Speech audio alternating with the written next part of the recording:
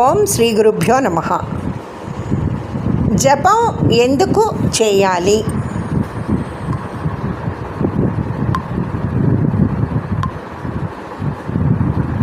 జపం ఎందుకు చేయాలి? భగవంతుణ్ణి పూజించేందుకు శ్లోకాలు, స్తోత్రాలు ఎన్నో ఉన్నా వాటన్నింటితో పాటు జపానికి ఎంతో కొంత ప్రాధాన్యం ఇస్తారు కొందరు భక్తులు. మరి జపం చేసినప్పుడు ఎదురయ్యే సందేహాలను, పొరపాట్లను నివృత్తి చేసుకుందామా ఇవాల్టి రోజున? అసలు జపం అంటే ఏమిటి? ఎన్ని రకాలుగా ఉంటుంది? ఆధ్యాత్మిక చింతనలో అత్యంత సులభమైన సాధన జపమే. ఒకచోట కదలకుండా కూర్చుని ఏకాగ్రతతో ఇష్టదైవాన్ని తలుచుకుంటూ ఆ నామాన్ని స్మరించడమే జపం ఉద్దేశం. అలా ఎంతసేపు అయినా చేయొచ్చు, కానీ 108 సార్లు నామాన్ని స్మరించుకోవడం శ్రేష్టం అని. వాస్తవానికి జపం 3 విధాలుగా ఉంటుంది. మొదటిది వాచికం, మంత్ర బీజాక్షరాలను మనం చుట్టూ ఉన్నవారికి వినిపించేలా పలుకుతూ జపం చేయడం అన్నమాట. రెండోది ఉపాంశు, తమకు అత్యంత సమీపంలో ఉన్నవారికి మాత్రమే వినిపించేలా పెదవులను కదుపుతూ నామ జపం చేయటం.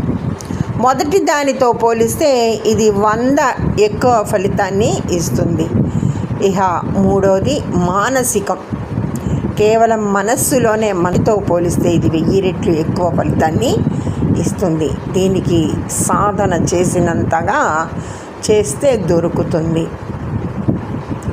జపానికి ధ్యానానికి కూడా మధ్య ఏమైనా తేడా ఉందా అని పరిశీలిస్తే జపం, ధ్యానం 2 వేర్వేరు సాధనా మార్గాలు. జపం మంత్రం ఉచ్చారణకు సంబంధించింది. ఇది శబ్దశక్తి పైన ఆధారపడి ఉంటుంది. ఇందులో నామాన్ని లేదా మంత్రాన్ని ఏకాగ్రత కుదిరినంతసేపు స్మరిస్తాం. అదే ధ్యానం ఆధ్యాత్మిక ప్రగతికి, మానసిక ప్రశాంతతకు తోడ్పడుతుంది. ధ్యానంలో భాగంగా భగవంతుని రూపాన్ని మనస్సులో నిలుపుకునేందుకు ప్రయత్నిస్తాం.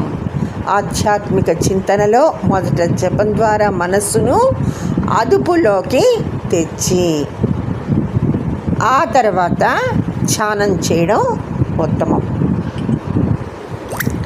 ఇంకా చెప్పాలంటే జపమాలను ఎంచుకునేటప్పుడు, ఉపయోగించేటప్పుడు కొన్ని నియమాలు పాటించాలి. అవి ఏంటంటే, జపమాలలో 108 పూసలతో పాటు ఒక పెద్ద పూస అదనంగా ఉంటుంది. దాన్ని గురు లేదా సుమేరు పూసగా పిలుస్తారు. ఆ పూసతో మొదలుపెట్టి మిగిలిన 108 పూస ఎలా పడితే అలా కాకుండా కుడి చేతి మధ్య వేలితో పట్టుకొని బొటన వేలి సాయంతో పూసలను జరుపుతూ ఉండాలి. చూపుడు వేలిని మాత్రం తాకించకూడక మళ్ళీ వెనక్కి తిప్పి జపం చెయ్యాలే. తప్పేస్తున్నప్పుడు ఆ మాలను ఇతరులు చూడకుండా వస్త్రాన్ని కప్పుకోవాలి. ఇక శివనామాన్ని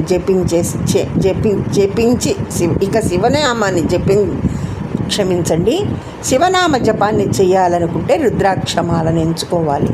అదే విష్ణుమూర్తి, కృష్ణుడి కోసం తులసిమాలను ఉపయోగించాలి. లక్ష్మీదేవి, సరస్వతి, దుర్గా తదితర శక్తి సంబంధమైన నామాల్ని జపించాలనుకుంటే స్ఫటికమాలను తీసుకోవాలి. ఈ విధంగా చక్కటి జపాన్ని ఏ విధంగా ఏ నామాన్ని జపిస్తున్నా కానీ అక్షరాన్ని విడివిడిగా వల్లిస్తూ చదవకూడదు. అలాగని వేగంగాను చదవకూడదు. మంత్రాన్ని స్పష్టంగా, నిదానంగా ఉచ్చరించాలి. జపం చేస్తున్నంతసేపు మధ్యలో మాట్లాడకూడదు. తప్పనిసరి మాట్లాడాల్సి వస్తే కాసేపు ఆపి మళ్ళీ జపం ప్రారంభించే ముందు ప్రాయశ్చిత్త మంత్రం చదువుకోవాలి. అలాగే సుఖాసనంలో నిటారుగా కూర్చుని జపాన్ని చేసుకోవాలి. కుదిరితే బ్రహ్మముహూర్తం ఉత్తమం, లేదంటే ఉదయం లేదా సాయంత్రం ఎప్పుడైనా సరే ప్రశాంతమైన ప్రదేశంలో కూర్చుని జపం చేసుకోవచ్చు. దీనివల్ల ప్రయోజనాలు చూస్తే జపాన్ని ఏకాగ్రతతో ఓ పద్ధతి ప్రకారం చేస్తే అద్భుతమైన ఫలితాలను పొందవచ్చు. ఆధునిక జీవన శైలిలో ఒత్తిడి, ఆందోళన మామూలే. జపం వాటిని దూరం చేసే శక్తివంతమైన ఆధ్యాత్మిక సాధనంగా ఉపయోగపడుతుంది. శరీరంతో పాటు మనసు కూడా విశ్రాంతిని పొంది చేసే ప్రతి పనిపైన ఏకాగ్రత కుదురుతుంది. ఆలోచన శక్తి కూడా పెరుగుతుంది. అదే సమయంలో ప్రతికూల ఆలోచనలు దూరమై సానుకూల దృక్పథము సొంతం అవుతుంది. ధన్యవాదములు. సర్వే జన సుఖినో భవంతు. ఓం నమః శివాయ.